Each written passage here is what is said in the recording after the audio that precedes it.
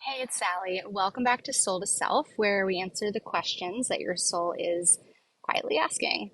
All right, so today's question is: Am I an empath? This one speaks so loudly to me because it's one of the first questions that really awakened my spiritual journey. If you have ever felt like you absorb other people's emotions, like your energy shifts just by walking into a room, or that crowds, they just leave you completely drained, then this is definitely for you. All right, let's break it down. So, signs that you might be an empath. One of the biggest ones is that you absorb emotions like a sponge. People call you sensitive. You walk into a room and you just know that the energy has shifted even before anybody says a word. You can feel the emotions of others as if they're your own, sometimes even before they speak. This can be super heavy, it can be super scary. For a lot of empaths, we don't know that the emotions that we're carrying aren't ours. So that's where spiritual hygiene comes in, and it's really, really important to cleanse your energy to figure out if you're carrying your emotions or if you're carrying somebody else's emotions. Two, crowds leave you completely drained. So you walk into a room, um, it's crowded, and you just have that feeling of, oh God, I gotta go. This can be a party, it could be a grocery store, it could just be a subway ride, and it'll leave you feeling just like completely wiped, energetically depleted, um, overstimulated, anxious, all of the above. Three, you're deeply affected by other people's emotions, and especially pain in particular. This is also a big one for me personally.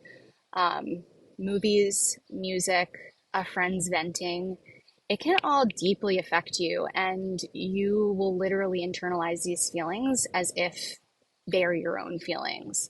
I know this to be true when I have a friend who's going through something painful and they start crying. It makes me cry every time. Um, that is definitely a surefire sign that you are an empath. Four, people come to you to dump their emotional baggage or their feelings. Are you the person that your friends call to complain or vent? If this is so, it's because you're an empath and you attract emotionally heavy people or relationships because you're naturally a caretaker, you're naturally a caregiver. Friends feel safe with you, but sometimes it becomes way too much. And you're often drawn to help or fix others, but sometimes this is going to come at the cost of your own energy. Actually, most times it comes at the cost of your own energy. And five, you need alone time to reset and recharge. Of course you do, because you're picking up everybody's emotions. You're picking up everybody's baggage. You need to get quiet and you need to release what is not yours, um, and call back all of your energy. So, if even one of these things made your shoulders drop with recognition, then yeah, you're not alone. You are not alone, and you're probably an empath. But here's the most important thing that you truly need to remember: being an empath isn't just about sensitivity, it's about energetic boundaries. Um, and if you're not sure if you're picking up on somebody else's energies or emotions, then I have something very simple that you can try. You need to get quiet, close your eyes, find a nice place where you feel safe, put one hand on your heart, and ask yourself, is this mine?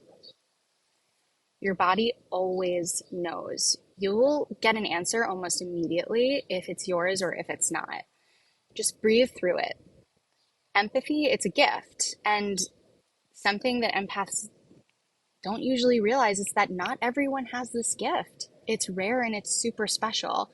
So, without boundaries, an empath is likely going to experience emotional burnout.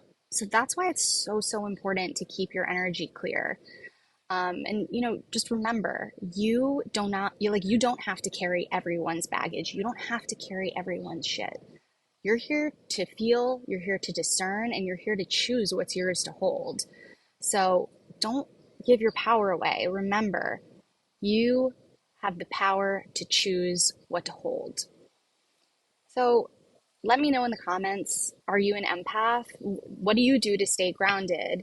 I have some tips and tricks in the next video that I'm going to post to help you feel grounded and release what is not yours. But yeah, if you got a comment, drop it in the comments below. If you've got a question, drop it in the comments below. And subscribe. This is Soul to Self.